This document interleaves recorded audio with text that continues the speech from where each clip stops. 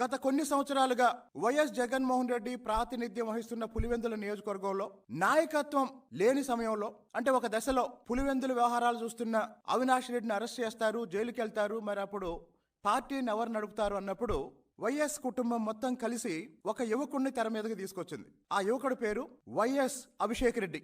Doctor YS Abhishek Reddy Jaganmohan Reddy పెదనాన్న YS Prakash రెడ్డికి మనవడు. డాక్టర్ వైఎస్ అభిషేక్ రెడ్డి జగన్మోహన్ రెడ్డి పెదనాన్న అయినటువంటి వైఎస్ ప్రకాష్ రెడ్డి మనవడు.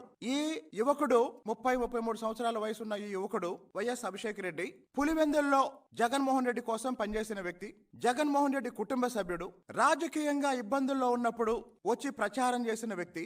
ఇప్పుడు ఈ అభిషేక్ రెడ్డి ఎక్కడున్నాడు? ఈ రోజు గుంటూరు జైలుకెళ్లి నందగం సురేష్ ని పరామర్శించిన జగన్మోహన్ రెడ్డిని అడుగుతున్నాను, నీకు తమ్ముడు వరుసయ్యే, నీ కోసం పనిచేసిన, నువ్వు ఇబ్బందుల్లో ఉన్నప్పుడు నీ కోసం